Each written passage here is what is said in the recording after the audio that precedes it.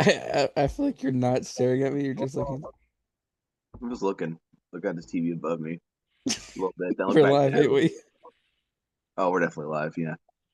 Yeah, we're live. Welcome to Out of the Draft Podcast, Season 4, Episode 24. Um, I'm Dylan. My name is also Dylan, aka DA. My name is not Dylan. My name is Cody, aka Cody the Bear. Awesome. Welcome in. How was your guys' week? It was Um, good, but I feel like you always ask us how our weekend is. How's your weekend? My week was good. It was my wife's birthday yesterday. So we did a lot of stuff, and over the week, um, we did over the weekend, we went to hang out with her family on Saturday, and then we hung out with my family on Sunday for her actual birthday, which was a little backwards, but I know it kind of just the way it worked out. And then she was able to watch some of the race until it started to rain. And obviously her favorite driver is Ryan Blaney, and we'll get into that. So she was really hoping that it all worked out, and it did. So yeah, it was a great weekend for us. But thanks for asking. Hunter, welcome in. What's up? How was your weekend? Oh God, my weekend was miserable. Absolutely miserable. I made the stupid mistake of playing softball this weekend. It Oh, was 98, and with the humidity, the heat index was at a nice 109, and we played 7 games on Saturday. yeah, So yeah, not great. And then yeah, I mean, my pick won. That was pretty cool. And yeah, then I watched Parker Retzlaff blue ball me again. So we're yeah. getting there. We're It, getting there. it's close. It's real close. Um, I almost die Gibbs. yeah, that's wild. Uh, what is?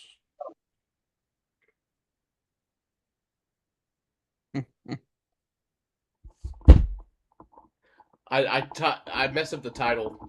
My wife did the title for me. She texted me and she goes, "I think I misspelled the title," and so that's good. We're doing solid. That's okay. Don't worry. Don't worry. Um, but Say- We're like Carson Hocevar, dude. We can't read. we can't read. No, we're good. can't Uh, spell. but anyways, uh, well, we did have some racing over the weekend. We'll start off with the Cup race. Obviously, stage one was kind of really different than what we've seen in a lot of these Atlanta races. You could tell the field spread it out very quickly, so a lot of people have mistakes. Brad Keselowski, the back of the field was getting lapped in like 10 laps. It was wild, and then you had some of the Toyotas who chose to have higher downforce. Started to fly through the field. Reddick was super quick. He was from 30th all the way to second, battling for the lead. Um, and it honestly just spread out like a lot. It was literally just Blaney, Reddick, and Larson. I think that was the top three. That was kind of like the people that kind of drove away from the field. You had Hocevar get a lot of up there. Bubba got up to ninth. That was about kind of the bigger movers out of the whole thing. But Blaney ended up winning. He kind of did a pick on a lap car. He kind of squeezed Reddick, if y'all didn't notice, down the back into the lap car. It was wild. I thought they were gonna wreck each other, but he did a really nice move. Reddick kind of obviously led off, and it was a lot of handling. Right, there was a lot of issues with the cars. Everyone was kind of letting off the throttle. They couldn't hold it wide open, and you saw the field completely spread out. Um, but Ryan Blaney ended up winning stage one because of it.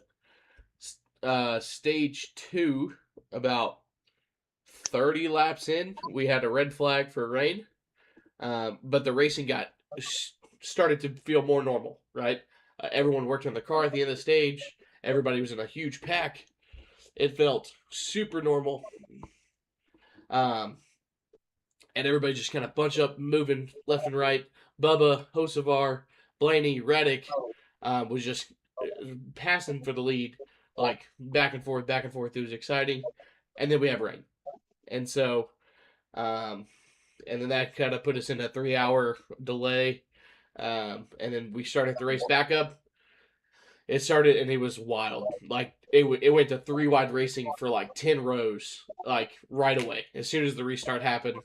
Was there an incident right away after the restart or no? I can't remember. I don't think so. I think it I just don't kind of. remember. I think it kind of went green all the way to like the last corner of the stage, and Bubba kind of pulled down in front of Gibbs.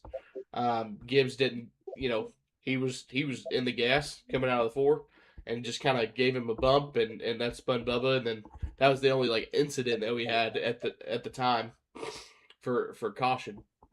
And then Hocevar at this point also had like a flat tire with like 4 to go in the stage, so he was battling for the lead, and then all of a sudden he got a lap down, and he had to get his way back up, and that's super important for later on in the race.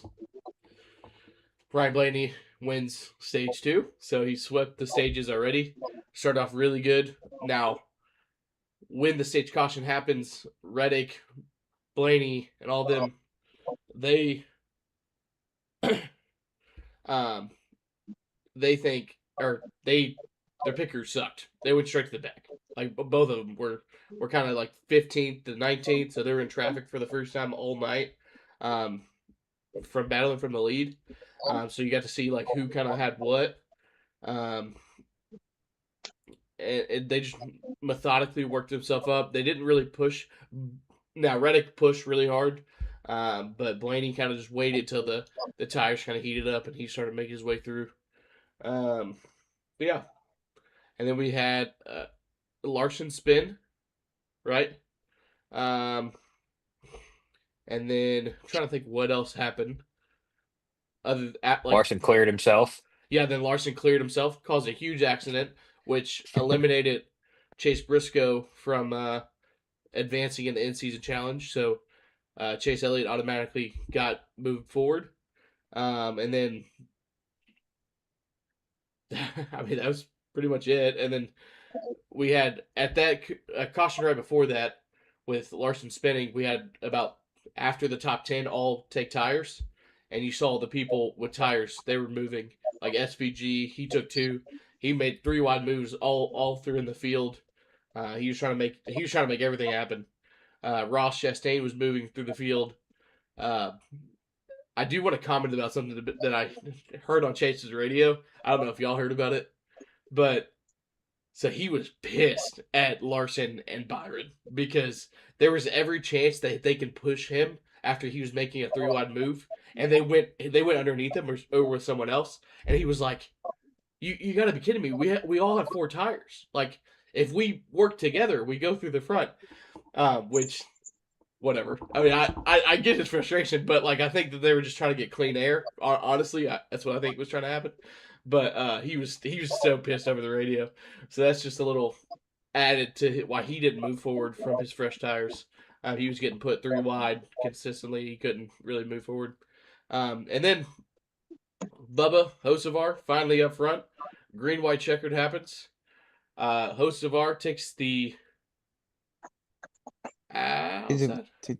Outside. Yeah, outside. He took the top. yeah. He took the outside lane. Blaney took the bottom. Bubba right behind Blaney. They get a good restart. And they kind of clear, or the 12 clears the 77. They disconnect though. The 77 still has the push from Reddick, and then pushes down the back, clears the 12, and he's clear out front for like 3 car lengths on the front stretch, and that just eats him up alive. Blaney gets a push by Bubba, jumps to the outside, goes around him on the outside. Well, we're side by side down the back, and then Bubba gets a huge run, goes down on the apron. We'll talk about that in a second. He's 3 wide pass. It didn't matter. Ryan Blaney gets the push from Bell through 3 and 4 all the way through the front stretch. Ryan Blaney dominates the race, wins all 3 stages. It was an exciting finish, exciting race. So let's start with the rating. I thought it was electric. I was. This is the best race of the season. Like for me, as a fan, like this is what I want Super Speedway to be. I'm giving it a 9.6. I thought it was amazing. Yeah, I thought the race was really good as well. I mean, stage one was weird. It kind of reminded me a little bit of old Atlanta in a way, not quite exactly like that, but there's some aspects where like it like got all like drawn out like it used to. But yeah, like that's definitely the best plate track racing I've seen in a long while, and the passing was electric, and so 3 wide, like 10 rows back was incredible too. So yeah, I'll give it a 9.4 out of 10. Um, I think for me, I'm not going to be quite as high as you guys. I thought the racing was great. Um, but stage one was just, honestly, it was confusing. I think you're going to see a lot change the next time we go to Atlanta. I think you're going to see the pole time be a little bit slower. Actually, I don't know because Blaney seemed like his car wasn't just necessarily just trimmed out. He was just good in general. So I don't know. Maybe the Penske cars will qualify top three, and then the rest of the field will be a little bit slower. Because I mean, if you qualify up front, you pretty much, unless you were a Penske car or Kyle Larson, you threw away points. It seemed like everybody else that qualified in the top 10 sank like a rock. So stage one kind of sucked, and then with the rain, I was so excited to see green flag pit stops at Atlanta. Like I finally thought we were gonna get to see it. And that just took something away from me, man. It really did. Like I was so excited to see how it would play out because we haven't seen it play out. We have yet to see a full green flag cycle at Atlanta. We almost had one a couple years ago, and Byron and McDowell wrecked going into pit road. Well, on the backstretch, entering the pit, whatever the hell that's called. Um, so I was really excited for that. But I mean, the race itself was electric. I'm gonna give it an 8.5. I thought it was really good, but there was just a couple of things missing that would have made it just a spectacular. Yeah, I there was definitely a couple things missing, like Hunter said, but I do feel like stage one was like I feel like there might be something different we see next time we go there, but you can see that the track's starting to wear out and like seems like during the day. Because it was for O'Reilly and Cup during the day. It started to spread out, but as soon as it went under the lights, they were able to like stay together and be like an actual like super speedway race, right? But I like the racing and like just the runs were amazing. I felt like I was watching like a NASCAR Heat 5 next gen race, in my opinion. Like the runs were just wild. But yeah, I would say definitely I would say a 9. Awesome. We kind of averaged around a 9 there, um, with all of our thoughts. I do want to get into some of the race a little bit. Uh, I I wanted to add something that you just said about, it's kind of about the O'Reilly series, but not really. You said the day how like it the track kind of performed.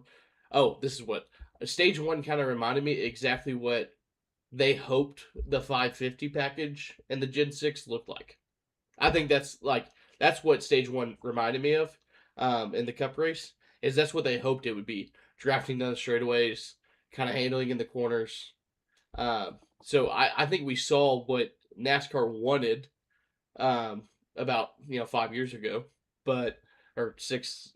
I was almost said 6 or 7 years ago, but that was a bit of a meme. But I didn't know what to say about stage one, so I that's why I went a little lower. Honestly, I thought it was everything that I needed. There was incidents. Yeah, the rain kind of gave me a deflated, what, but I stage one it gave me three different types of races in one, and I kind of enjoyed that. It felt good to see like not just the same thing in each stage.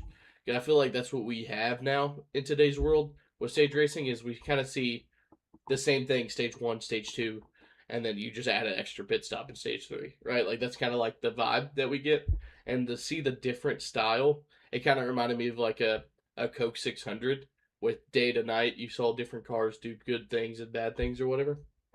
Uh, I know that was a little rant, but that's how I felt about stage one.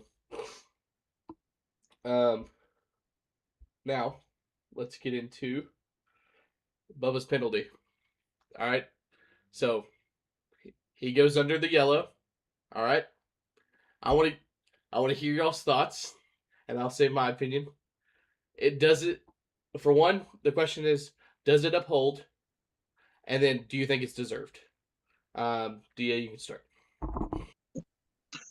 Right, you do see on the backstretch, he does go low. He gets a little loose, he said, and he goes below the yellow, which is we didn't really gain position though. I feel like he got shoved into three by someone, and then he got the spot, which I guess I could kind of technically see it from NASCAR's perspective. Like, oh, he went below the yellow, and he did get a spot by technicality on the rules, but I feel like by himself he didn't gain that spot. So I think it's gonna it's gonna help held. I think NASCAR's gonna actually gonna keep it, but I don't think it's 100% deserved in a sense.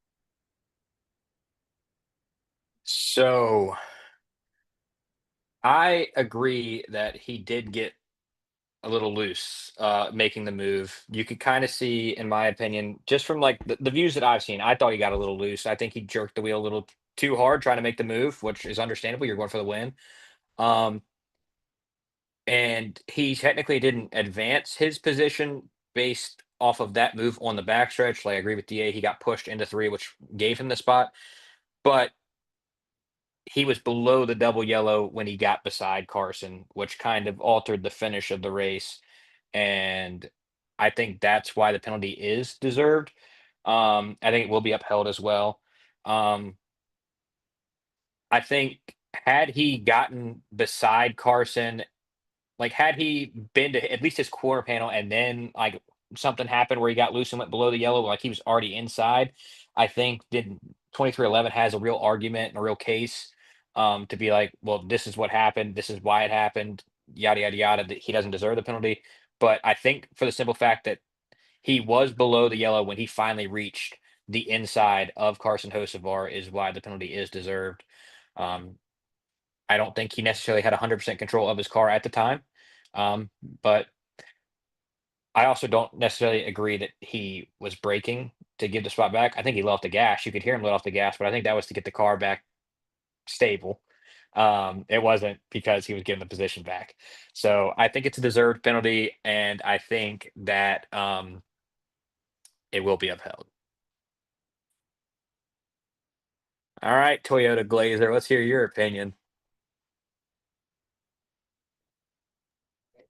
This has absolutely nothing to do with Toyota, just to point that out there.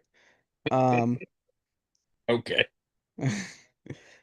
I definitely see why the penalty was given, right? Like in the NASCAR standards, going below the yellow, right? But as in what we've seen in the past, we go below the yellow and like they gain a position, then you get a penalty. Like Justin Haley at Daytona, whatever year that was, I don't know. Um, he went, there was a full lane um for his car to be under. I guess I don't even know who that was either. He was on the outside, right? Um, and then he decided to choose to go below the yellow, right? Obviously Bubba got loose, like you said, and he was definitely lifting to save the car. And then when he got the car back under his control, he lifted again going into three, which I did hear that, and it held him back from going past Hocevar. And I don't think, yes, he did go below the yellow, but I don't think that helped him get below Hocevar, right? Like if he didn't go below the yellow, he was going to be there anyway. Like he was going to make it three wide and still be there. Hocevar didn't block it quick enough to actually control, the bottom lane with him. And I think as well, he didn't gain the position. Granted, he was there under him when he would stop stuttering, Cody. Um, he got there under the yellow line, right? But it didn't help him get below him because he was going to be there no matter what. And he was just trying to get the car back under his control. And then by the time he passed him, I mean, it was already middle of turn three and four, with the push as well. I don't think the penalty is deserved. Um, I think it will get upheld, right? But I don't think it's deserved. Um, it's just unfortunate because I feel like, you're not gaining a position on the guy that you're going below, right? Yes, he was there, but he didn't gain the position while he was under the yellow line.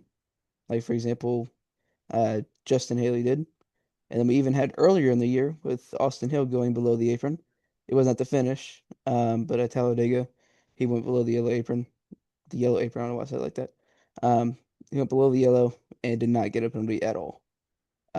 So, I mean, if I was going to get a penalty, I mean, like make it consistent. I feel like NASCAR's always struggled with that anyway, but that's something that feel like it needs to be consistent or just make it black and white. I feel like you can't just pick and choose with the double yellow line. Before you say your opinion, Dylan, I want to ask Cody a question about his opinion. So you acknowledge that he lifted to get the car back under control, and then you said he lifted going into 3. Yes, Do you think he was lifting to give the advantage back, or do you think he's lifting because he's bottom 3 and you have to lift in that situation? that is a good point. But it wasn't like into 3, right? But it was like good. It was like on the entry. Like it wasn't like going into 3 like in the middle of the corner, right? But it was like going into 3, if that makes sense. Like at the end of the backstretch, he was lifting to not pass Hocevar. But so you think he was lifting there to not pass Hocevar, not to set up the corner better? Yes. Okay. I don't I necessarily think agree with you, but if that's your opinion, I'm go for it. I think it's legal in the last lap. DA, did you say it was deserved or not deserved? It like I can see why it'd be deserved, but I don't think it's 100% deserved. Like I can see Okay. like So why. you're kind of teetering with Cody, like on the same level on that. Like maybe not the Why I same get reasoning, but that's you both yeah, I like kind of Like you agree. can staying. I see kind of why agree with Yeah, it was given, but yeah, you don't I think kind of it's agree with fully both deserved. like Hunter and Cody in the sense. yeah. I understand where they're both coming from. So like in the All middle right, of that. NASCAR. Get that reference. uh, so I want to read the rule first. Vehicles must compete above the double painted lines at all times. Passing below the line um, to advanced position will result into a black flag. Okay, that is 2 separate sentences. The first sentence says vehicles must complete above the double painted lines at all times. Did he do that? No. Bingo. The penalty's deserved. 110%. There's absolutely no way if he got shoved by the 77, moved down, pushed down, the 77 gets a penalty, right? That's the rule. The 77 didn't move. Yeah, he got loose, but why did he jerk the wheel so much? Like, I know the run was massive, but you weren't getting shoved. He said he got shoved from the 54. I watched the 54's car. The 54 wasn't near him. I don't know what he was talking about. Anyways, the penalty's deserved. I do understand. I saw, Cody, your tweet that if it was Chase Elliott or Kyle Larson, people would be heated. Okay, if Chase Elliott did the same thing, he gets a penalty. I want to make that clear. I will say that, and I hope he doesn't do it because then I'll be really pissed at him. All right, as a fan, but I think that they are inconsistent. I do agree with that. Like Denny Hamlin should not be a Talladega winner in 2021. Oh my God. Okay, that brother passed below the yellow. Okay, or the double line. Whatever year that I don't remember. 2019, 2020. It was one of the two. It was one of the two. I don't remember. But they allowed that to happen. So Dale Jr. in 2003, by the way. yeah, Dale Jr. 2003. That should have been a penalty. Well, he was quote unquote forced, but he had a full car length. Like I don't know what to expect. Until he started wrong with Regan Smith in I 2008. like like hearing you. Obviously that wasn't like saying like he wouldn't have got penalized, right? Yeah. You were Elliott or just saying whatever. you were more saying like the fans would be the fans. more. Yeah, I get that. I get your point on that, but I've seen a lot of people saying that he shouldn't get a penalty. Like that's what I've seen on my timeline, which to me is, I'm like, are you reading the rule book? Like I don't know what more you can ask for. That's 2 different sentences. I understand where they think that passing below the double yellow is the penalty. No, the penalty is going below the double yellow. Like Yeah, that's a joke. I think if that was like the rule state, like usually they don't never really state, Yeah. competing above the double yellow, right? And I feel like if that was stated more often, and like you would see, like if it was just like a more black and white rule, like I feel like I said, they're inconsistent with the Yeah. rule. Like I there's some, yeah, that's where I'm like, it's just like, and I like, agree. so if they weren't inconsistent, Bubba getting a penalty wouldn't be a problem, Okay. but that would make sense. I So understand. like one. Go Oh, ahead. go ahead. No. Oh, I was gonna say one instance of competing above the double yellow line that like really just came back to my brain. Does anybody remember when Kyle Busch's Yes. qualifying time got Yes. disallowed Yeah. because he went below the double yellow to get draft off of a car that was coming off of their hot lap, and they immediately disallowed it because he didn't compete above the double yellow line. Yeah. So That's actually why they reworded the rule. Because it was damn it, passing KB. below the double yellow, right? Or the double painted is what it's called. We're calling it double yellow because it was double yellow last weekend. But so like to your point, that's the reason why they reworded it that way, because they don't want drivers to just gain advantage by not using the racetrack, right? But yet we allow on road courses not to use, you know, we allow people to use runoffs all you want. So like I could see where that's a double standard. Um, and maybe they should get into that, right? Like where it should be like, hey, you can't go past this point on road courses or whatever. Um, I hate that, but I also don't. Why would you do it for one racetrack versus something that you can easily show that this is the track? You know, I understand mile and a halfs because the apron, But anyways, I see that we're kind of split 2-2. Like I like that. I actually really enjoy that. Now we can move on to the O'Reilly race. I know that Wait a this week. minute. Wait. Go I do have one thing or two things. go Actually, no, go I'm gonna say go. one thing because I'm gonna change one of my out of the draft questions to it. So Okay. I'm just gonna say one thing. Okay. I do want to clarify that normally I love clown on Ryan Blaney's pit crew. I do not put anything against them on the end of the stage 2 pit stop. I feel like a lot of people overlook that even though he was the leader going into the pit stop after the rain delay, they took fuel only and they just took enough to make it to the end of the stage. So I think a big reason that their pit stop was as slow as it was in stage 3, and they even said it on the broadcast, was they were waiting for fuel. I don't necessarily think it was a bad pit stop. Like when I was watching it, it didn't look like they messed anything up. Like it didn't look like they had to go back twice for a tire or anything. Like it literally just looked like they were waiting on fuel. So, although I am a huge hater of Ryan Blaney's pit crew, they are god awful, and they have cost that man probably 2 wins this season. Um, for once, they didn't do anything wrong there, in my opinion. I agree. Awesome. Oh, I forget to go over the finishers. Sorry, my bad. I was about to move forward. I was so happy about. Also, Can someone we? in our chat. Can we? Oh, go ahead. Uh, someone in our chat says, back in 2020, the Yellowwood 500, NASCAR stated that no competition below the line that divides the apron from the racing groove. So like no competition at all. So I understand. Thank you. Thank you Can for we giving also me. talk about how dejected AJ Allmendinger was last night? Yeah, I've never I heard a shook. man be like suicidal pretty much on the radio during a race. I don't even belong out here. Like it was like Natalie Decker vibes. Like it was like he like sounded that depressed. Dude. I know we talked about him a little bit, Kyle Larson, but man, you're racing for points. I gotta. I wanna. That's gonna be one of my first drivers that I talk about for the finishers. Man, take the top 10. Why you do it? Why you cleared yourself up? The spotter literally said car high. By the way, I just want to make that clear. He just cleared himself. He tried to do his Kyle Larson move of, hey, you're gonna lift, and well, guess what? Then he wasn't lifting. So, um,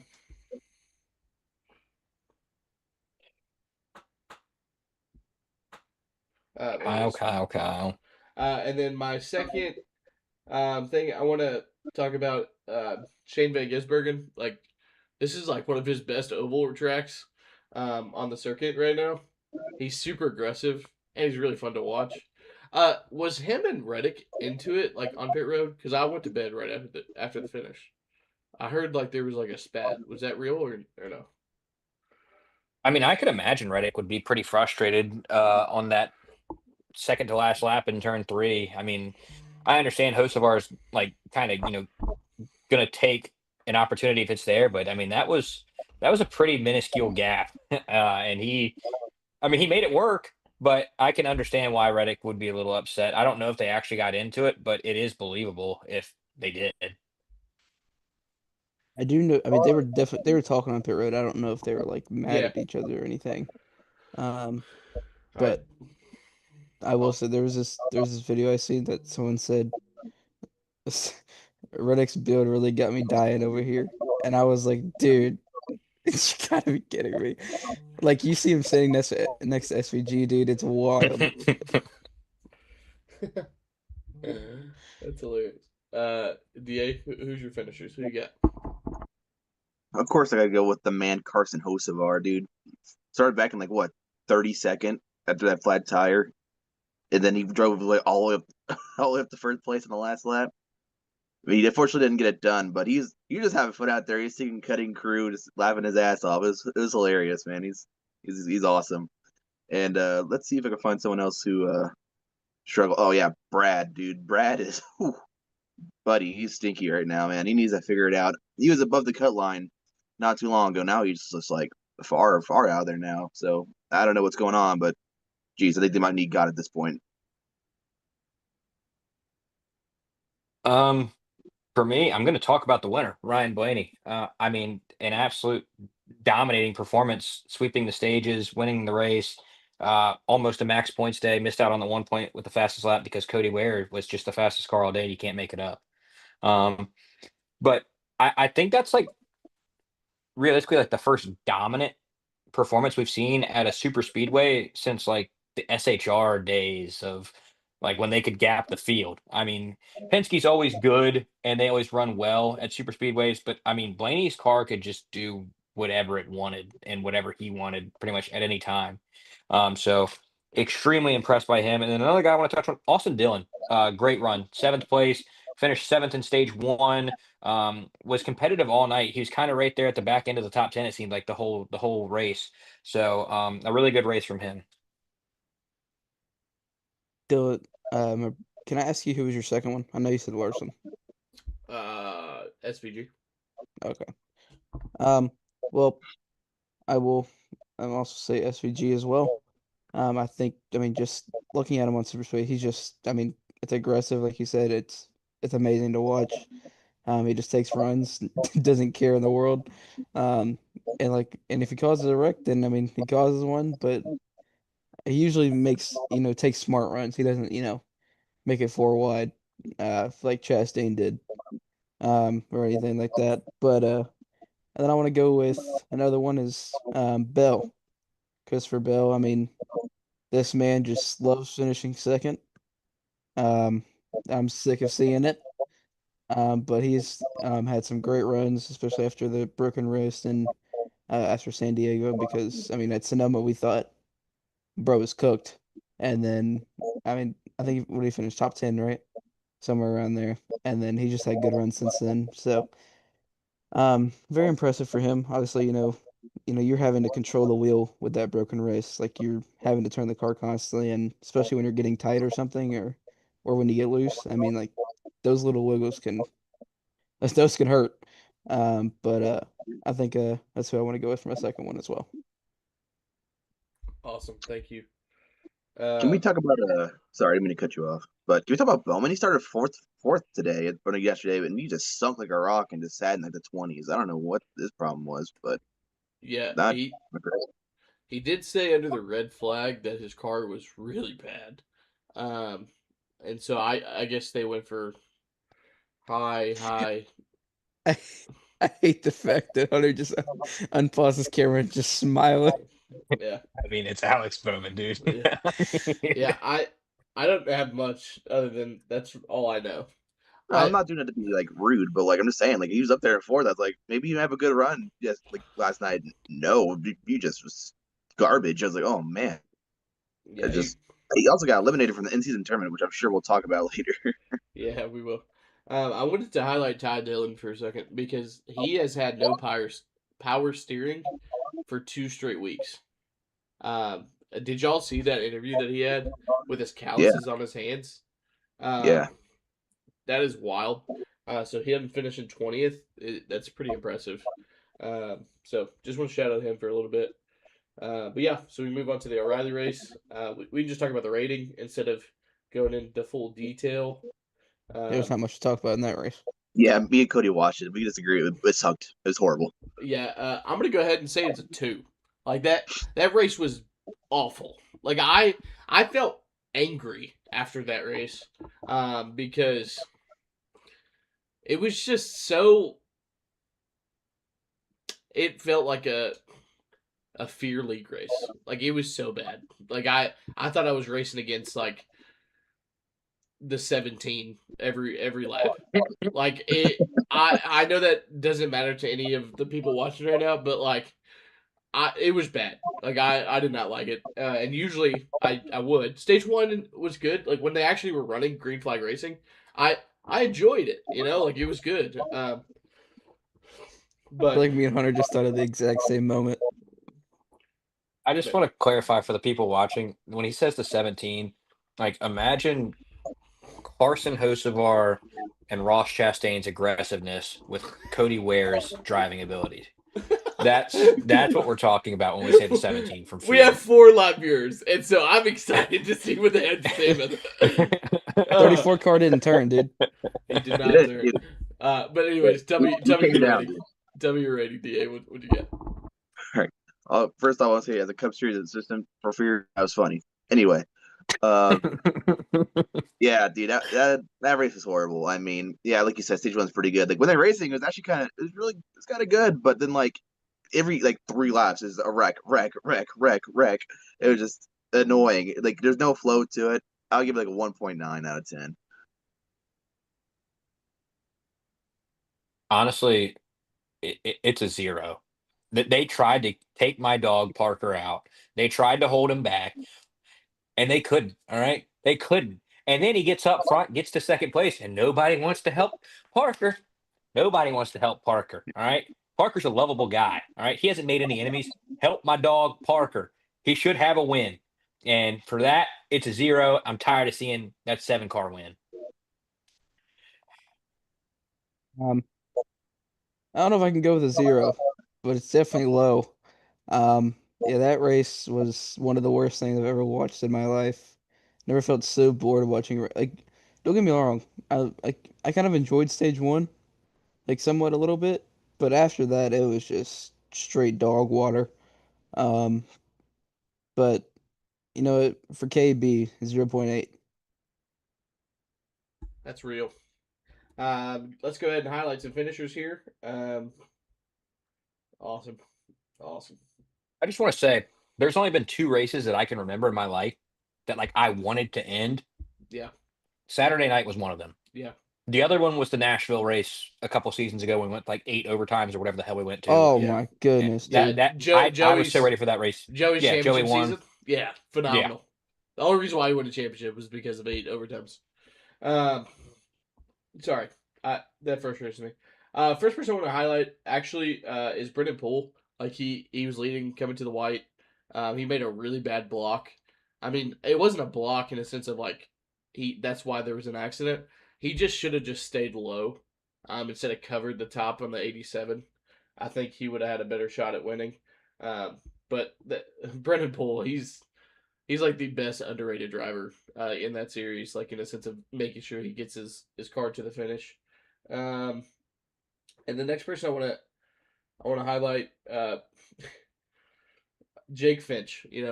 He did a really good job as much as he can, but once he got in the aero situation, once it got way more aggressive at the end, he didn't know what to do. But honestly, he was kind of impressive once the lights went down.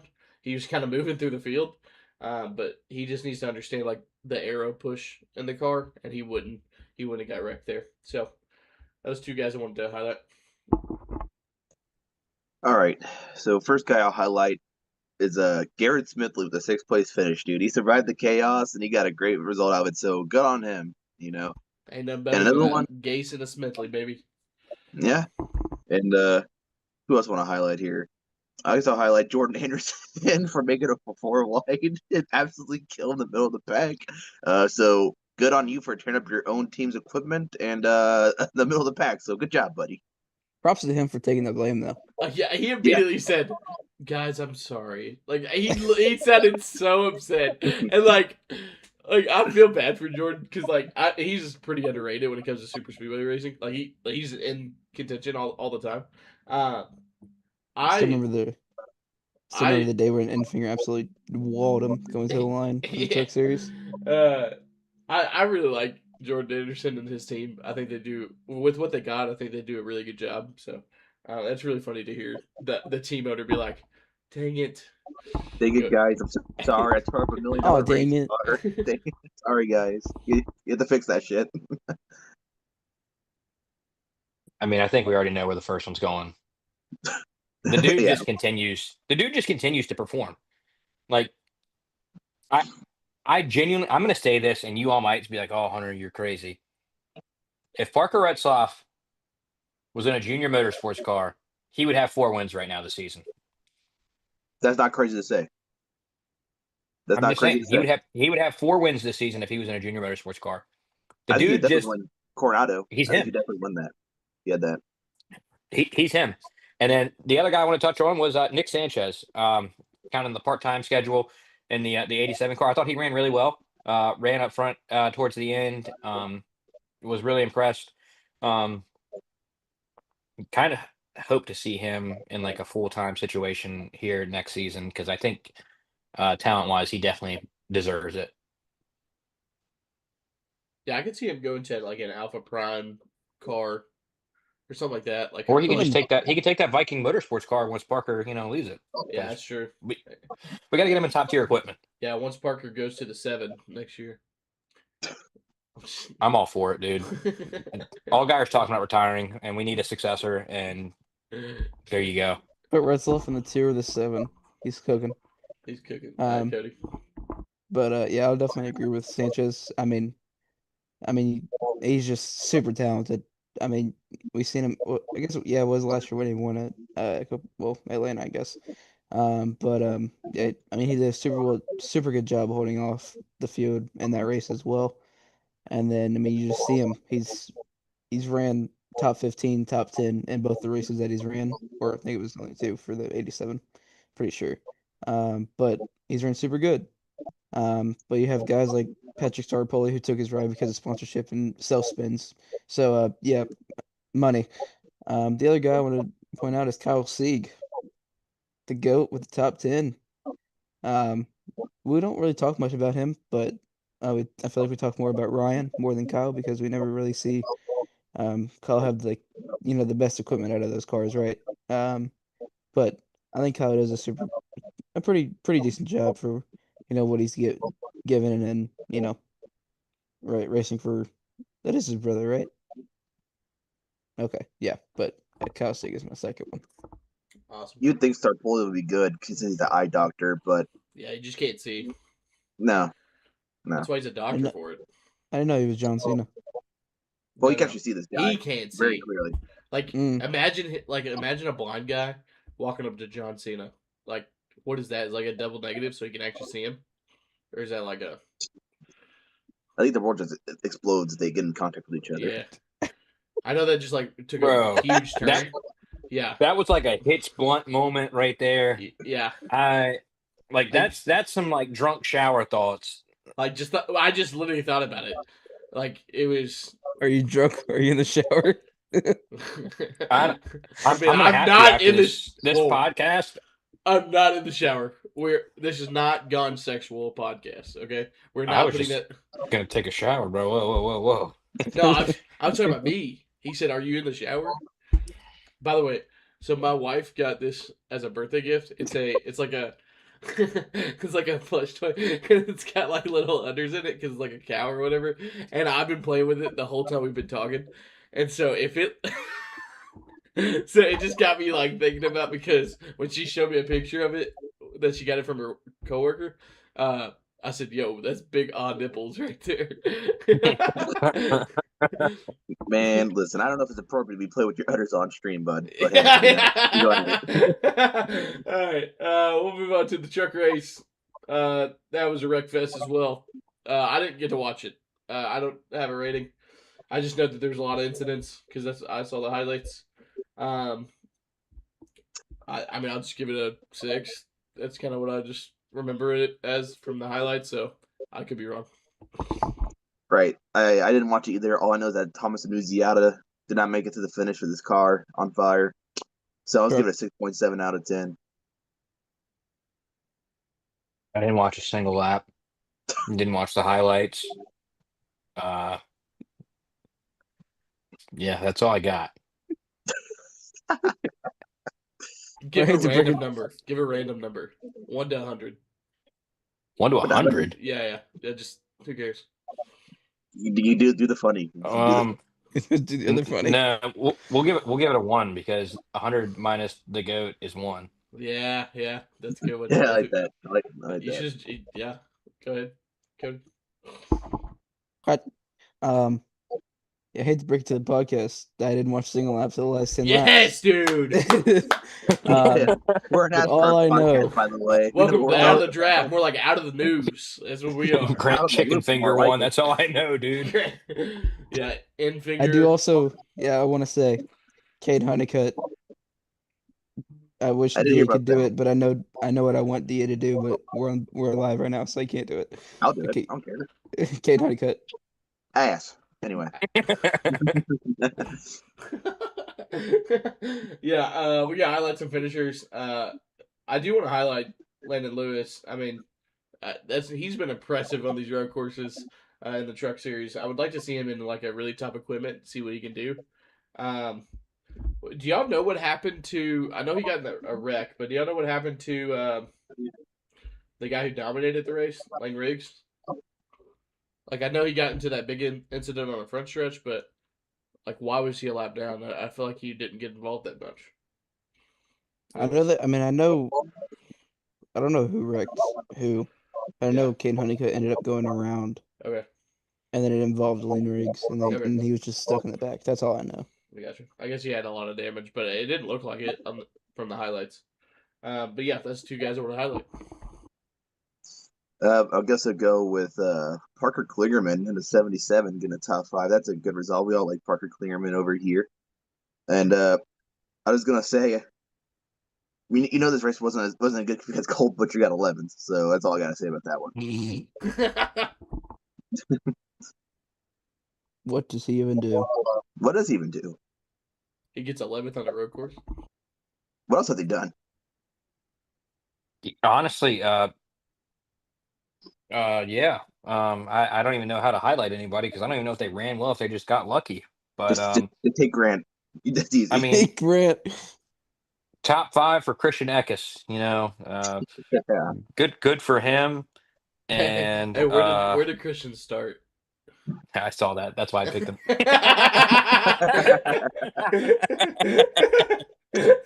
That's the worst because I was about to say good run from Jackson Lee.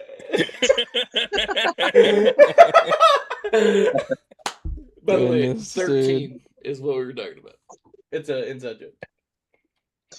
But yeah, I mean, good run for those guys. Good job. Congrats. Way to go, guys. My wife said, "Oh no, is it really done, boy?" It is. It's Grant Enfinger's 13th career win. Oh no. But shout out to Yeah, Grant though, man. He wins every once in a while, man. So it's good. Yeah, don't forget, DA. He also wanted that truck that has the number pushed forward. That looks absolutely Dude, that awful. truck always pisses me off. That 9 pushed all the way the hell forward by the A post, like, dude. Or is that what it is? Like by the front post? Yeah, the A post. Yeah, the A post. I'm like, dude, stop. I'll say Annunziata for one of mine. Obviously, he was running good, and then I'm sorry. yeah, thanks, dude. Yeah, Annunziata had a good run until his truck caught on fire, so that was unfortunate. We love Annunziata around here. Yes, we do. Yes, we do. And especially in the Cody Matherly mind, he's just a great man. What do you mean by that? He's a great racer. He's a very he's a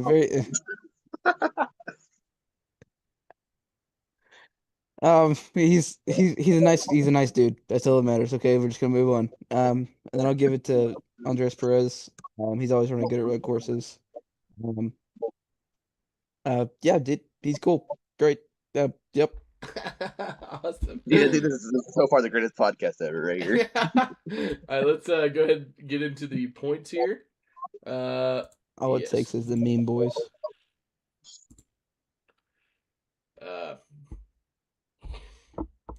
Can y'all see it? Man, he looks sick. Yeah. Here's the points. The top 10. There is no line between the chase cutoff because I just made it 10 on this side. But the other two, you'll see a line. Kind of. Actually, I need to move this for a second, so we can see kind of like. There we go. Hey, Corheim's still within reach, guys. Come on. Yeah, he's in striking distance. I genuinely believe that if he races this week at North Wilkesboro, he's back in the chase. He is not. Well, he honestly probably still could because the rest of the field sucks. He's still higher points than Colt Butcher, dude. And he barely made the top 20, by the way. Brendan Queen. I mean that's pretty impressive in 13. Like I'm not even trolling on that one. Like that wasn't intentional, but I really wanted to shout him out because I mean they don't really get a lot going on, and he's outperforming Justin Haley. So I just want to I acknowledge that. I mean the other points. By the way, Lane Riggs and Caden Honeycutt is officially locked into the chase, and we're gonna see that throughout the rest of these. Any other things that we want to add for these points? I can't believe Chandler Smith has just lost so much ground on those two. Yeah, me too. I can't believe Jake Garcia's this close. I feel like he's wrecked a lot, but like he's still on 12th. Just time of store freezing. He's close to anchoring for that last chase spot. So good on him, I guess. Yeah, that's wild. Upside down face. All right, now here is the O'Reilly points. Yeah. The top two is also locked in to the chase already. So, and also Justin Allgaier pretty much has clinched the regular He has clinched it. Yeah, he nice. has. Mm-hmm. Oh, that's awesome. The only guys we're talking about right now, obviously Parker Retzloff is doing really good with that equipment, but also Anthony Alfredo is getting a lot of points to the cut line. He won't get there obviously just based off of who's the cut line, but he started off really slow, so I just wanted to highlight that for a second. Any other thoughts? Well, look, watch out for Harrison Burton. He's looking. Yuck. I mean, just the fact that Parker is ahead of some of the drivers that he's ahead of, like, Yeah. give him that equipment. Just give him that equipment. He's ahead of JGR. That's funny. As well. I wonder where Brent Cruz would be if like he was able to race every race at the start. Well, I mean, he only missed 2, right? I don't. I think 2 or more 3. than 2. Well, if that's the case, thought it was only 2. Yeah, I thought it was only 2 as well. If that's the case, if he still would be around Parker's area. I mean, Let's see if I can find it.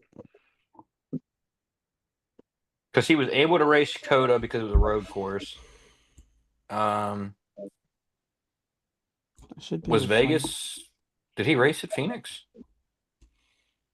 I'm trying to see if I can find like his stats. I can't really. Hold on. He raced at Phoenix. I really think he only missed the first 2 races. Yeah, I think so as well. I think just Daytona and Vegas. Yeah, that's actually. Wait, did he missed Echo Park as well? So I guess that'd be 3, right? Yeah, I guess yeah. So he missed 3. So he'd be right around Parker. Yeah. I mean he's what 55 back, 53 back. Probably like a little bit ahead of Parker and a little bit behind Sammy. Yeah. I mean that's. I can't believe Sammy's so high up. I mean that's. I feel like you should expect yourself to be at least in the top 8. I also feel like we don't realize how close these points actually are just because of how far back they are of Allgaier. Like you don't really realize. Yeah, but they're pretty close. Yeah. Yeah, the gap is. I mean, from what? I'll say from 7th from 7th to 2nd is 67 points. Nice. That's awesome. All right. Any thoughts here? Nope. Nope. All right. And I actually did add who's locked into the chase on this one. I just I didn't care to do it the other ones. But here's the top 20 for the Cup Series. Ryan Blaney, he's closing in fast. This is awesome. It's gonna be a real battle. I think he can gain some more points this weekend on the top two.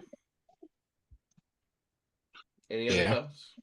Yeah, I'm not gonna lie. If like it stays like this, and like Blaney definitely get like I can definitely see Blaney getting more. Yeah. Daytona's gonna be wicked. Yeah, I agree. Eric Jones. Yeah, I mean, I think we got a couple of strong tracks for Blaney coming up. Yeah. So I really think it's going to come down to Daytona for the top 3, which is insane to think because I feel like a month ago or like a little over a month ago we said Tyler Reddick won. Then we're like, all right, well it's Denny and Tyler Reddick to fight, and now we're like, all right, well Blaney's here.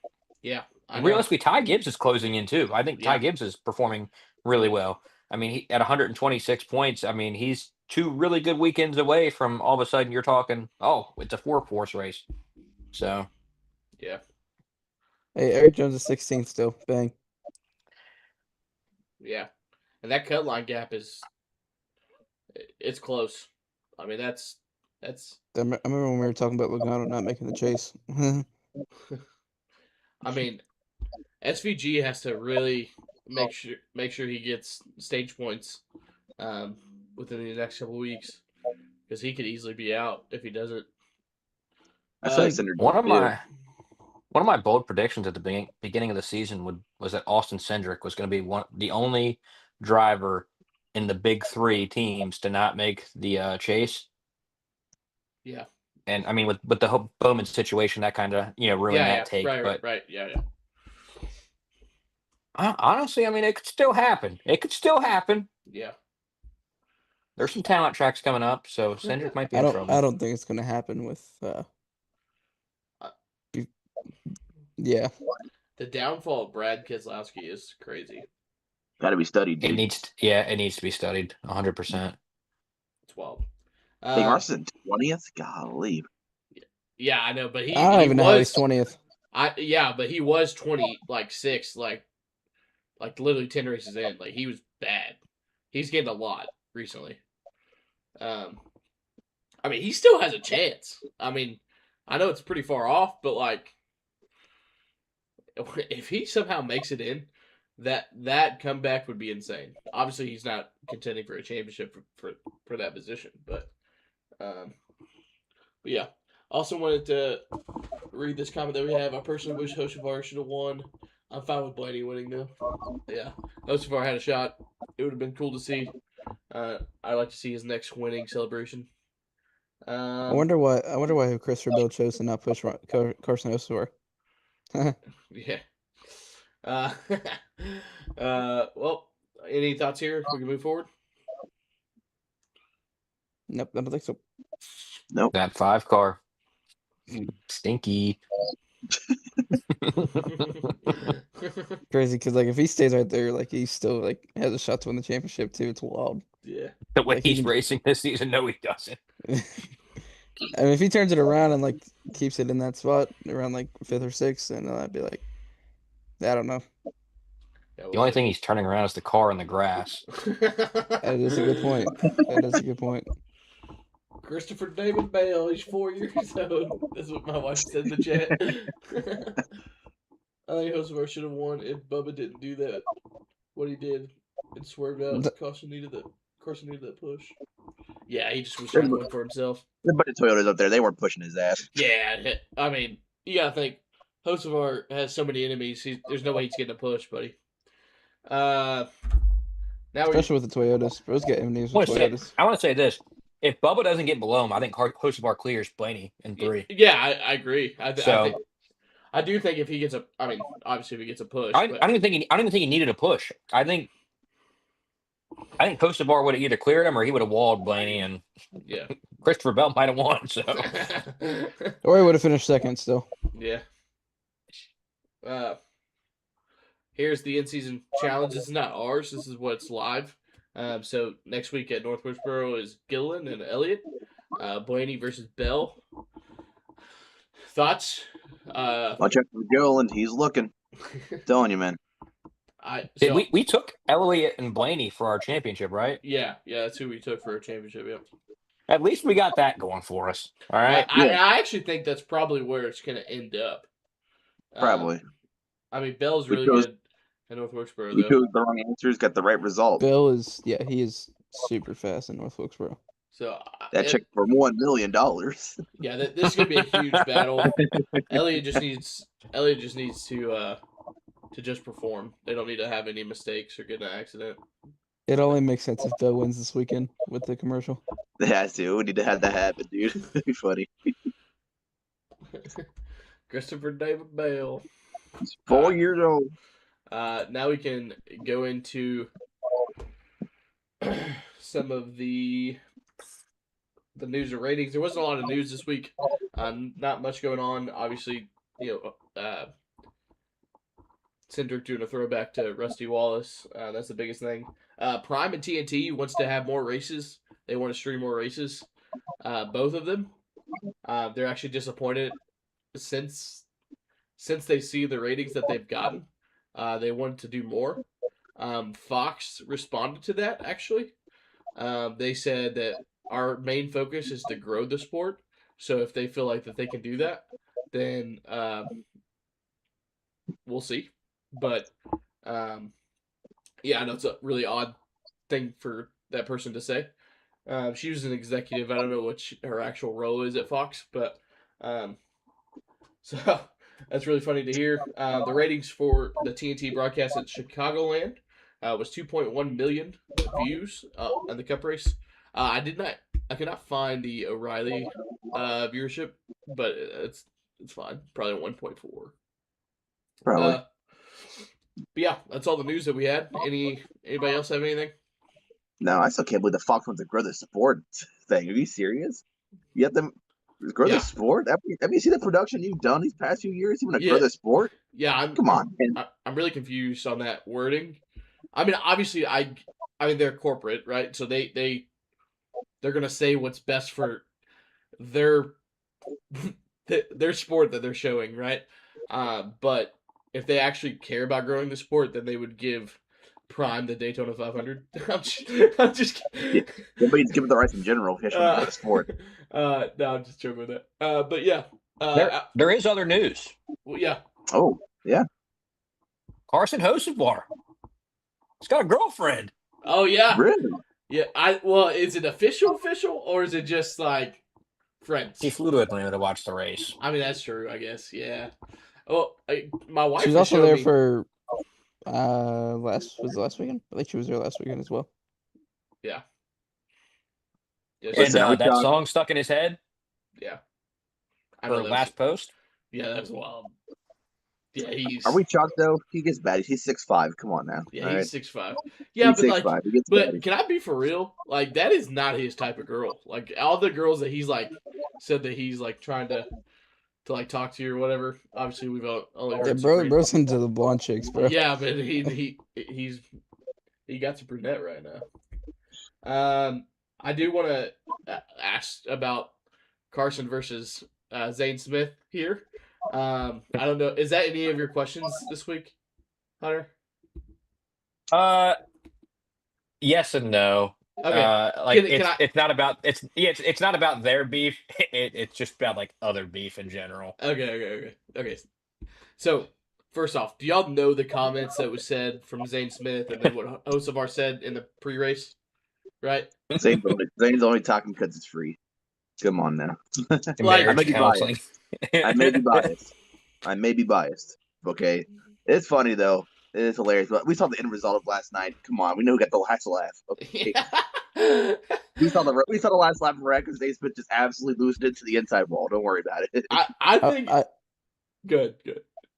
No, you go ahead because I was gonna ask a question.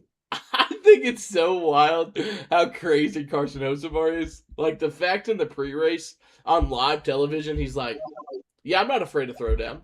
Like, I mean, I don't know what his situation is in his career, but like, I'm good. like when you say that on live television, you have no filter. Carson Hocevar is a different breed, and I could tell that kind of rubbed Junior and Jamie Mack the wrong way by the responses that they gave. Um, I would like to hear like they were very reserved but I could see it on their face that they weren't really thrilled about what they had to say, what he had to say about some things. I would really like to hear like a raw, unfiltered what Jamie Mack and Dale Jr. thought about all of that. Do I y'all think think it's just. Oh, go ahead. What was your yeah, question? my question is, do y'all think it's fair? Like, do you think it's okay for him to say stuff like that, or um, Yes. What, Yes, it's Carson to say entertaining. stuff like that? yeah, like in general, like yeah, like Oh, Yeah. 100%. yeah, But I Yeah. think the reason Jamie Mack and Junior were reacting the way they were was just because where they're at. I mean, it's the same way they were kind of yeah, talking about with SVG and Austin Hill last week. Like, Hocevar has something to lose right now.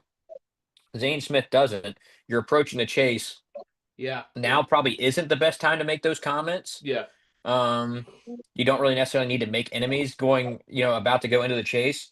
So I think that's why they reacted the way they did. I mean, just from listening to the download, I think Dale Jr. absolutely loves Carson yeah, Hocevar. Like, I think he loves his demeanor, his personality. I yeah, just think that it's the veteran driver aspect of both of them being like, hey, man, now we're getting to the most important part of the season.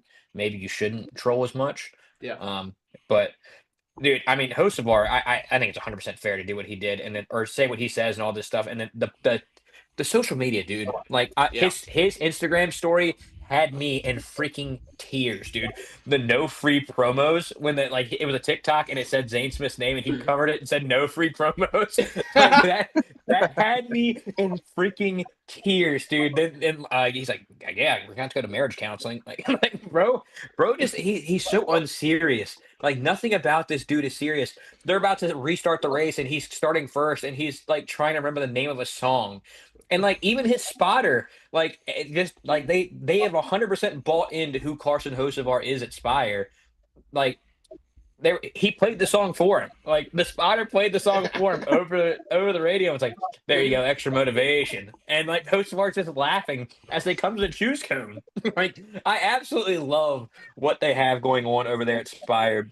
I love like the youth, the exuberant energy that they have. Like it's fun. It's fun. It's what NASCAR needs. Um, I mean, obviously, like I'm a Chase Glazer, but like I mean, he doesn't have that outgoing personality that he shows the public. Like Yeah, yeah, behind yeah, closed doors, yeah, and like I've heard people like even other drivers say like, yeah, like Chase outside of NASCAR is a funny dude. Like he just doesn't like to show everybody his personal life. His personal life is his personal life. Hocevar doesn't care. Like, yep, here's an open door. Like MTV Cribs. Like, yep, this is what I'm working with. dude, that's awesome. Uh, yeah, like saying like with Elliot as well. Like, Dylan, you sent me a video of Chase Elliott streaming, Yeah, and like every time he was streaming like Call of Duty or anything he was playing, dude, like he was having the best time of his life, yeah, and he was it's just fun. dying laughing Yeah, like constantly. But there's something I think it was I guess I was watching Eric Aesop's video. It was talking about like the Zane Smith and Hocevar beef or whatever, and like I like to hear y'all's opinion of on this part. Like if they are in like at this point in their career right now, like if they are in equal equipment,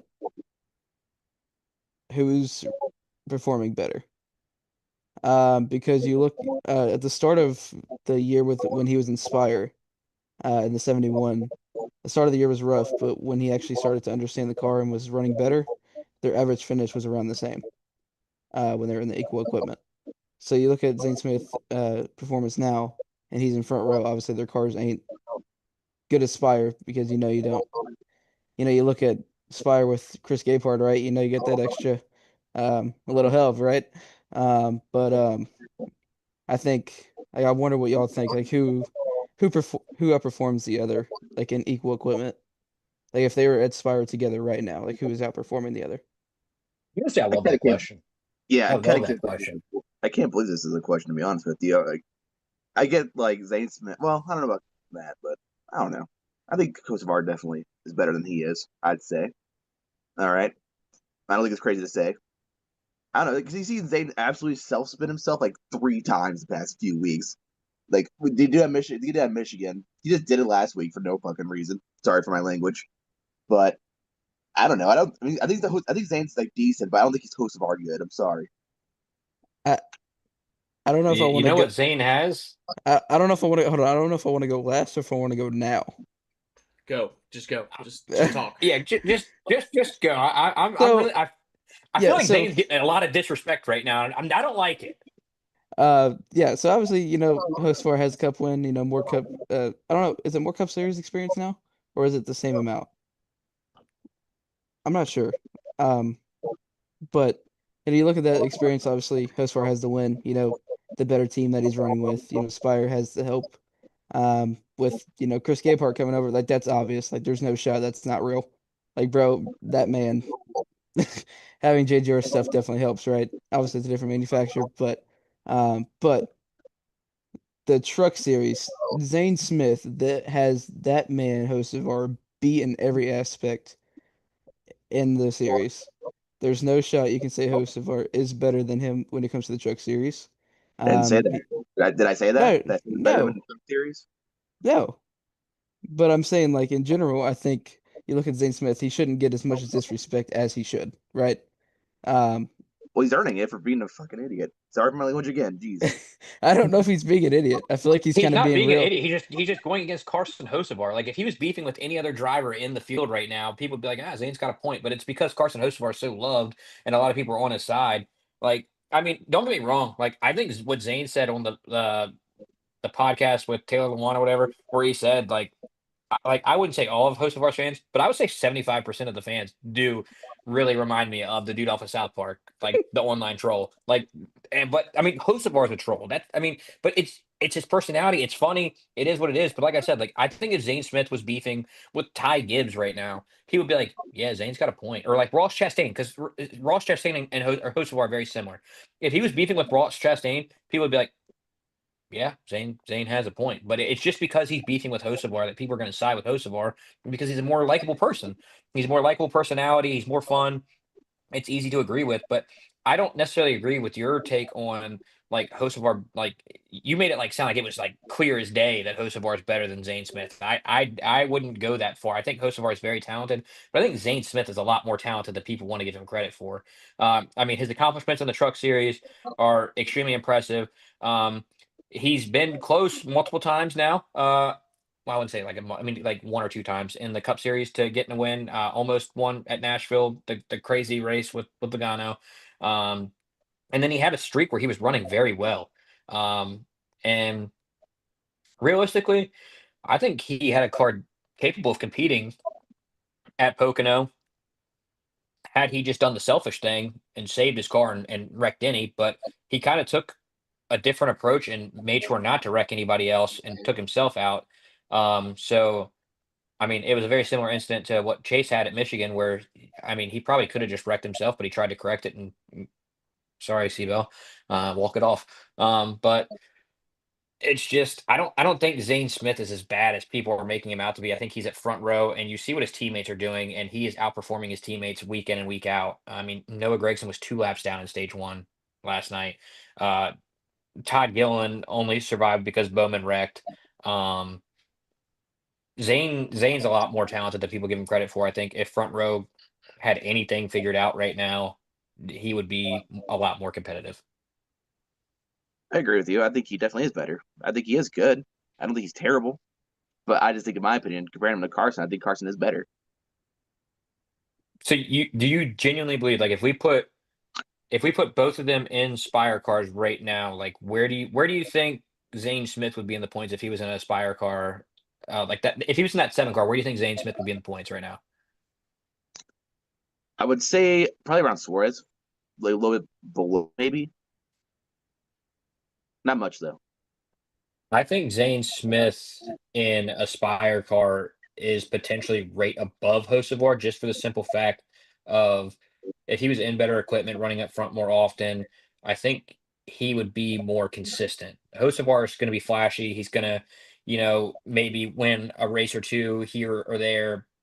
In like, I mean, he's not in the equipment that HMS and Joe Gibbs and even Penske at times is in, but it's still winning capable equipment. But I think Zane Smith would be more consistent.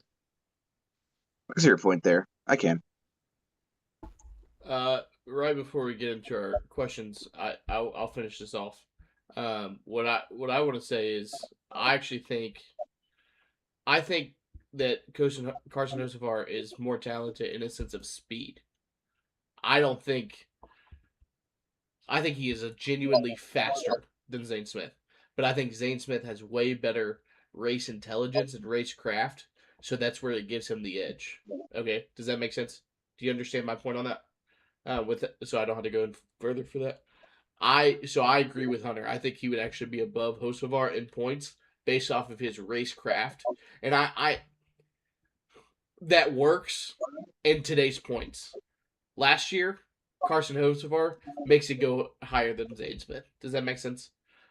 Just based off the points and the system that's provided. But I think that they're pretty equal. Actually, I think that this is like the two guys that I think that if they were in the Hendrick, Joe Gibbs equipment, or even 2311 now, um, I'm not including Penske anymore. It's the big three is 2311, Gibbs, and Hendrick. But just based off of this year, I think that they have multiple wins each. Um, and I mean that. I think that they're that good, both of them. And that's why I think RFK wants Zane Smith so bad. Like, eventually, hopefully, he gets to RFK, but um, he's, in my opinion, he is the most underrated driver in the field. And that might be a hot take, but I think if you put both of them in the same equipment, they're gonna run right next to each other. So, Well, man, Riley Herbst exists as the most underrated driver. no, but yeah, we can move on to your questions, Hunter, if you're ready. Thank you for that question, Yep. Cody. That was It was a good question. That was awesome. It was a good question. I'm good. Because we're kind of tight on time, and I don't know if Cody's racing tonight or not, I'm just going to do two questions. Okay. First question is, it's kind of been talked about a little bit in the NASCAR community lately, but would RCR be better off with Austin Dillon stepping into a front office position and opening up a spot in that 3 car for some young talent? Well, I think it would help, but I mean, for the three's performance, I mean, for the first year or so, I don't think it'd be good. I mean, unless you throw Noah. I don't know how Noah would do in that because he's been a Chevy for a long while, so it'll be an adjustment period for him. But I'd say it has potential that it could be improved, but I don't know. Like, it wouldn't definitely be back in like the 2000s days though, of like Kevin Harvick being good. Um, I think I think it definitely would be a better option for RCR. I feel like Austin Dillon's like brain when it comes to like putting the cars together, I think would be really big for them. So I think it'd be better for them. Yeah, I'm gonna agree with you guys. I think him being in a front office position would actually improve the team, not because of his talent. I think he's kind of underrated. He's really good at tracks that require a lot of throttle control and stuff like that. He's not the most talented driver, obviously. I mean, it's Austin Dillon, but I think he doesn't get the credit that he sometimes deserves. But the way his brain works and the way he got Kyle Busch to come race for RCR, just imagine the type of people he can bring if he was like the main guy, and what that could do for the team. Yeah, I agree with you all. I think it would be better for the team. I think he's really smart when it comes to like a front office position. He's shown that with his bull riding team. Very successful. I think the Carolina Cowboys, I think that's their name. Um, he's been successful, and I mean, I think he's a good personality to kind of like attract like a young driver, and honestly, I think he'd be a good mentor. I think he could be a really good mentor to a young driver. And there's just so much young talent right now that if you could like lock somebody up for the future, and just really just lock what RCR could like was in the past and like kind of like try to bring that back with some young talent. I think that would be the best move for RCR. I think realistically Austin loves driving and I don't think he's ready to step back yet, and that's fine. I mean, your grandpa owns the team. You can do what you want. Um, and but I think if from an outsider perspective, I think it's much easier to say like, hey, the team would be much better if you gave up your seat and ran things in the office. For that young talent, you mean Parker Retzlaff, right? I mean, he'd probably be a two-time Cup Series champion already if we had him in here for 2 seasons.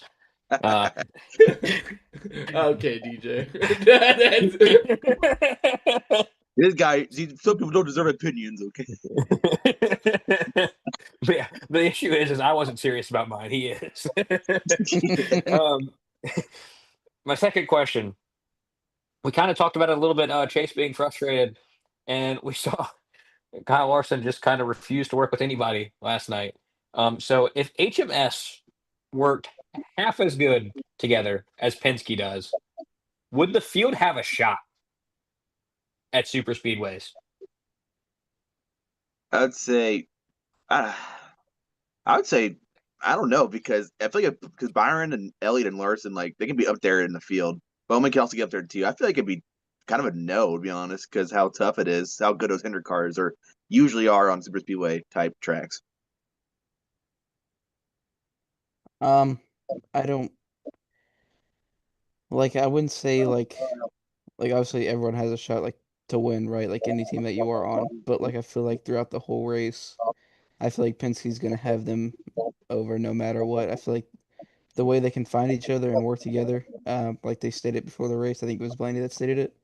Like how easy they can find each other, and like just how well they can work together, and like I guess like their minds just work all well, so well together, and it really helps them out, especially with their crew chiefs as well, having the right strategy as well. So I don't think they necessarily have a shot like to overcome that. Hmm. Yeah, I agree with you there. I also think Penske was the same way though.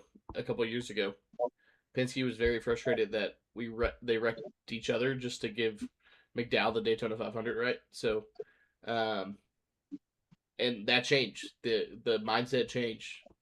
So we can change the drivers. I honestly think that there's just a lot of ego at Hendrick Motorsports, and Chase included. I'm not. I don't want to make that just Larson or Byron or whatever. I think it's a Hendrick thing, right? Like I think that genuinely you want to perform at the best team and be the best driver and team at Hendrick Motorsports, right?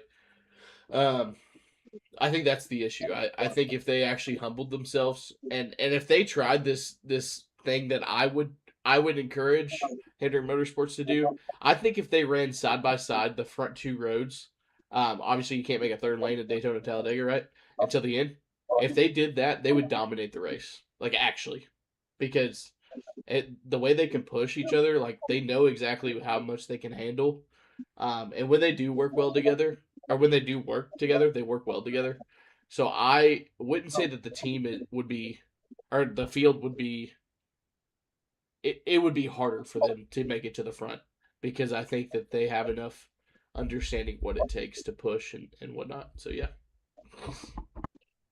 So for me, the way I view it, I mean, like I said, the question was if HMS worked half as well as Penske, which means we're working together for once. Um, and I think people are forgetting HMS is 4 cars. Penske, I mean, it's 4 cars, but I mean, Josh Berry was nowhere to be found last night, and um, I genuinely believe like if they work together and having the advantage of having a fourth car, um, they would be so tough to beat. And I mean, I think you're 100% right. All 4 of them. Actually, almost 3 of them have egos. Alex Bowman doesn't have an ego. I think Alex Bowman's the best teammate at HMS, and I will say that on air, and I will admit that he is the best teammate at HMS. The other 3 are kind of selfish, but I mean, at the end of the day, I think that's also what makes them great race car drivers. Um, I think if Chase Elliott wasn't selfish last year at Atlanta, he doesn't win. he was very selfish. He sent Bowman 3 wide multiple times towards the end of the race, and then Bowman at the end pushed him. He was a good teammate and didn't push the 6 at the end. Um, so I think if they just, work together, and even if it was just like the last 2 laps, just like battled it out, like the results at super speedways would be so much better for them. And I think just at some point, like you would think watching Penske dominate all these races, you would kind of have the mindset like, huh, maybe if you would work as a team, we could run up front. But it just, I guess, it hasn't crossed their mind. I'm gonna send this to Alan. I'm gonna email him after the pod's over. Just hey man, review the last section of the podcast. Maybe use it for Daytona in a couple weeks. You also emailed You Denny. never know. Yeah, you could email I did Danny. email Denny. He didn't reply to me. What an asshole. Um, I but did. yeah, that's all I got for this week. Awesome. Thank you for those questions. I do think I want to add one more point. I think that 2311 does a better job than Joe Gibbs Racing does at this as well. But again, I think it's an ego thing with being the top driver in the top team, right? Like that is the point in that. And I think Alex Bowman understands his role, and that's why he doesn't have it. So I know that's just one point I wanted to add on. Now we go to points. Yippee. I do not want to go to this section because boys, it is not looking good for us. I don't want to be here anymore. That's the in-season challenge. No, right yeah, there. I was waiting to get everything good. Hunter, do you have Damon's pick?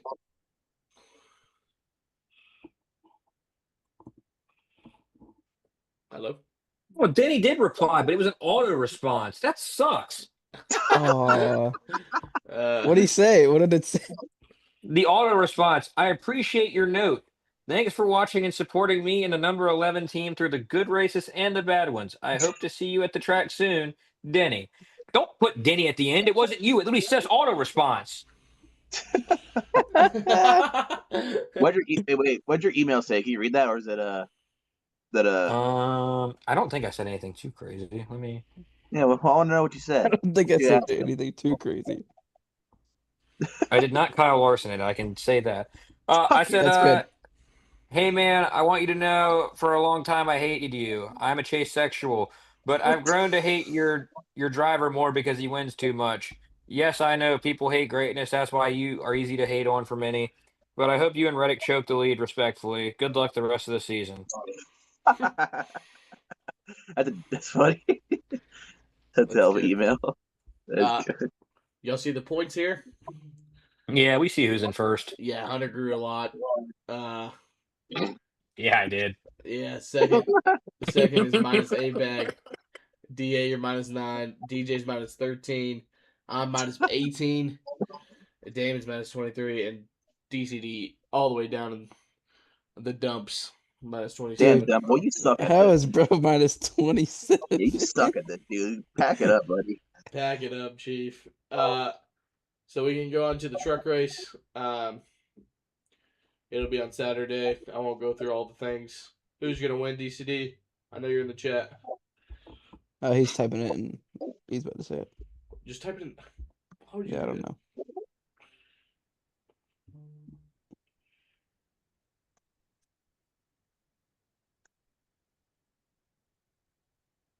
What did do that? I want to have fun with my truck pick. Okay. I don't care. You say that every week. Dang. Ryan Newman is his truck winner. You're lying. All right. Dude. Do you have Damon's? Hunter? I know you were with him. No, I didn't even ask him about it. I completely forgot about it. We do not have Damon's pick. Well, I get my boy Chase Elliott's going to drive the 7 truck. What? Oh, done, boys. Just I'm gonna keep my opinions to myself. No. He chose Ryan Newman over Chase Elliott. No. I'm keeping my opinions to myself. That is criminal. There's no way Dumb Boy taking this shit seriously. There's no way. DJ, I'm sure he's not He'll just have to pick it later. Yeah. DA, who do you got winning? I'm going to take Christopher David Bell. He's 4 years Oh, you old. suck. You're a horrible person. I skipped over Christopher Bell. Dang it. Actually, I might have picked him. He Okay. won. He's won a check for $1 million there. I have faith. Cody, who you got? Well, um, I I swear I'm like driven because I can't remember like last year's truck race. I don't know if he lost or if he won because I can't remember who doored the other one. I don't know if Corey Heim doored Riggs or if Riggs doored Corey Heim. Can't remember that. But give me Lane Riggs. Riggs adored him. Okay. Well, yeah, give me Lane Riggs. All right, I'm gonna stop Oh, sharing. that's unfortunate. So Um, we'll see full of our faces. Who the heck is Jonathan Schaefer? He's the I next mean, truck champion. Oh, I guess I'll just take Hocevar. He sounds so disappointed. I mean, I know at some point something in the truck's gonna break, but I mean, he'll run up front until that happens. Yeah. you could take SVG, bro. Come on now. This also, boys, this is also the Faith Fest 250 Jesus is Lord race. Oh yeah. Oh, I was there Yeah, for the. well, we're gonna need Jesus because Chris Wright's in the field. Oh Lord. You're need. Donovan Yeah, Strauss, who is that? we need God because Cole Butcher's in the field every damn The Sunday, 5 has Saturday, not been whatever. confirmed. That could be Corey Hunt. Yeah, that's Corey Haim. That'd be fun. That'd be funny to say. That'd Uh, suck. well, now we go on to the Cup suck pick at North Wilkesboro. DCD, is that your suck pick? Or are you saying that Chase Elliott sucks?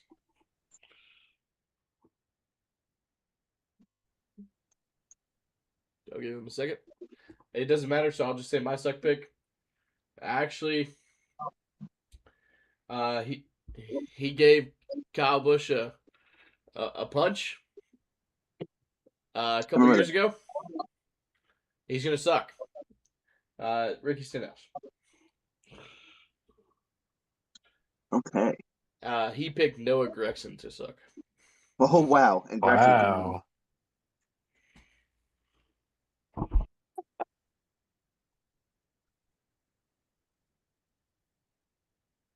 Is it my DA. It's weird because not people here. Okay, it's still a little weird, but I'm just gonna go ahead. I think that struggle for Brad Keselowski is going to continue. I think he's going to suck again. Well, I feel like it's gonna be another power steering issue. Ty Dillon's gonna suck. Um, I can't believe I'm gonna say this because I just picked him to win. I think Hocevar's gonna suck this week. You think a lot of payback's gonna happen? I This is mean, the week it's the to do perfect it. place to do it. Yeah, this is the week to do Yeah. it. Good stuff. Who's gonna have a good run? DCD, you got that pick? And I'll give mine while we're waiting on that. My good run pick is gonna be Chris Buescher. I think it'll be pretty Mr. solid. Booster.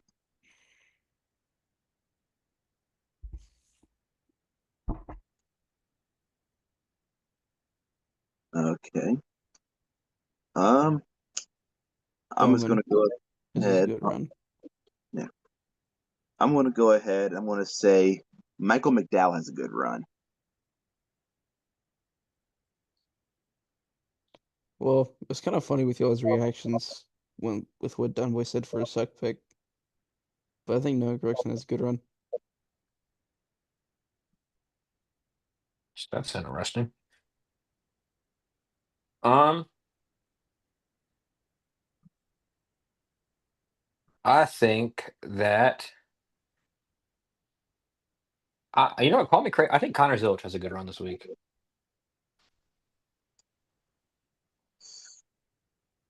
Yeah, he doesn't have to go over 150 miles per hour. So, Dude, I don't know who all was in the party. I'm pretty sure DA was, but last night the funniest tweet I've ever seen in my life. It was during the red flag, and somebody tweeted, "You You can tell that Zilich's luck has changed this week because this didn't hit him, and it was a picture of the Lightning. And Yeah, I remember that. I I remember that. was in tears, dude. I remember. Yep, I remember that. That was hilarious. That's wild. DCD, who's gonna win? You gotta tell me that first before I can pick anything.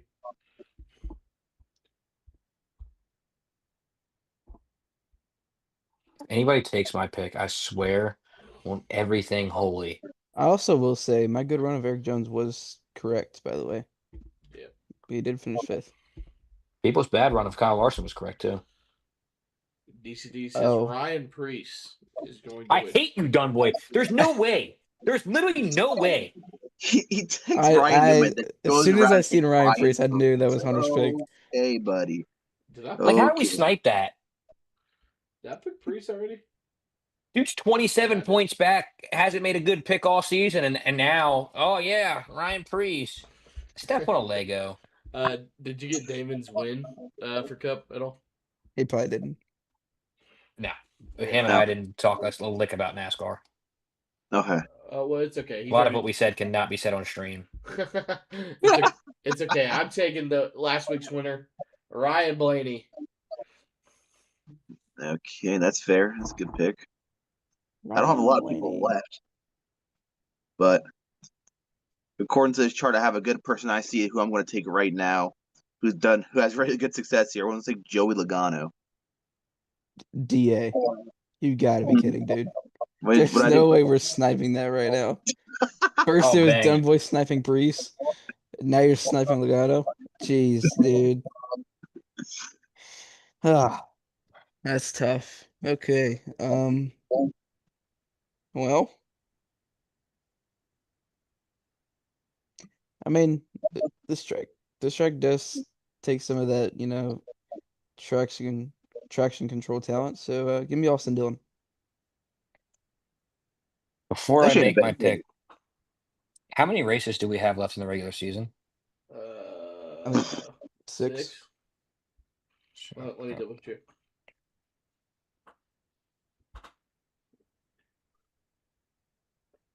Yeah, 6. Then I'm all right making this pick. Give me Ty Gibbs. I like that pick. It's good. Looks like he's always running good there. Yeah, I like it. Dude, Ryan Priest last year in the Open was so freaking fast that, I mean, I don't think it would have mattered because he would have to start in the back for the All-Star race. But if he's anything like that this weekend, he's going to be flying. That Dunboy tip message right there, the last one, is certainly a bold prediction. Oh boy, I see I got mentioned. Tim, my mom would do better than Noah Gregson in the 4 car. That's a comment on our stream right now. That's so awesome. Well, thanks for tuning in. DA, what we got here? What we shooting for? Okay, what are we gonna shoot for today? That Zane Smith doesn't wreck Carson Hocevar. Oh man. Oh no. Let's do the field versus Carson Hocevar if someone spins him out, like on purpose. I think someone still does it, but yeah, man, the power of this shot, I don't think you understand the power it has. Like if you make this Hocevar safe, yeah, it's kind of like some holy water just spritzing across your forehead. Yeah, does that work? I hope it works. Has that been proven to work? That's a Cody question. What? It is not. All right, we'll shoot. I don't know what happened. I wish I was paying attention. It was about Catholicism. Yeah, it's about the brick for so hard. Hocevar's safety. Just Hocevar get wrecked. If he makes it, he does. Well, if he makes it, he doesn't. Yes. Hocevar's cooked. Yes. Why you hate watching Cody? It's crazy. No, I'm just Smith, kidding. you know that, right? I like Hocevar, but You ain't Timmy Smith. You know that, right? Dude, I just want some fights in pit road this week. I do. I mean, does it beat? Is it? Just Is like it we Zane saw Smith that wrecks with him? Stenhouse. If you get wrecked, dude, you can't leave the track. You got to sit there and just let it stew for 450 laps. $75,000 fine incoming. Let's go. I'm excited. Heck yeah. I'm excited. All right, well, that's it for us. I know we got to end the podcast really soon. Some of us got some racing to do. But I just want to say thanks for. We had 61 people tuned into the show this week. That's really awesome. So close. Yeah, so close. So close. We have 4 viewers right now. So thank you for tuning in. We appreciate that. We're here every Monday, 7 p.m. Eastern Standard Time after the race weekend. Thank you for tuning in. Don't forget to like, comment, subscribe, and don't forget to tell your MILF. Hit the noties. Hit the note. All right.